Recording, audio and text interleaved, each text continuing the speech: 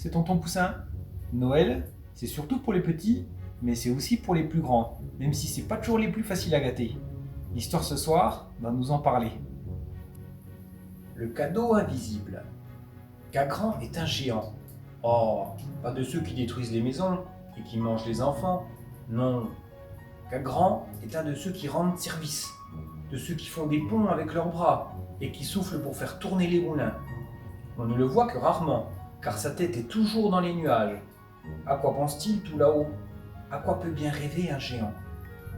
Les villageois aimeraient le savoir, car comme Noël approche, ils cherchent une idée de cadeau. Un cadeau à sa mesure, un énorme cadeau, qui se voit bien de loin, pour le remercier de toutes ses bontés. Une maison? Un château, propose le maçon? Non, toutes les pierres du pays n'y suffiraient pas, et c'est à peine s'il pourrait y mettre le petit doigt. Un manteau pour l'hiver? Propose la couturière. Non, Gagran n'a jamais froid. En quelques pas, il peut partir se réchauffer les mains au Sahara. Une grande chaise pour s'asseoir, propose le menuisier. Non, combien faudrait-il couper d'arbres et de forêts? D'ailleurs, le géant n'aime que marcher, et quand vient la nuit, il s'allonge entre deux montagnes pour se reposer. Un énorme gâteau, propose le boulanger. Non, Gagran se nourrit exclusivement de nuages, sans quoi il aurait déjà dévoré la ville entière. Quoi donc alors? Personne ne le sait, pas même le Père Noël.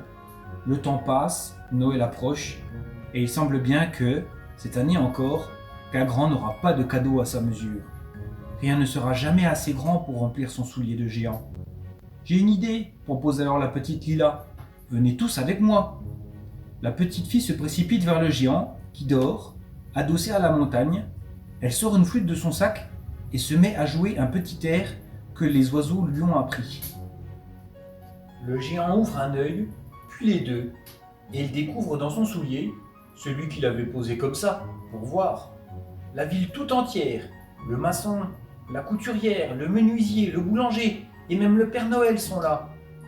Lila, avec sa flûte, fait le chef d'orchestre, et tous se mettent à chanter un air joyeux et doux comme un câlin. La chanson monte légèrement jusqu'aux oreilles du géant, Gagran en pleure de joie, mais pas longtemps bien sûr, sans quoi le pays entier serait vite inondé. Depuis, chaque année, quand vient le temps des cadeaux, Lila conduit tous les villageois au pied du géant.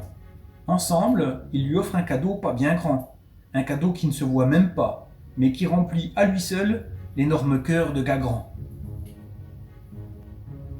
Quand on pense aux cadeaux de Noël, on pense souvent à des boîtes, plutôt grosses que petites, avec plein de choses à l'intérieur.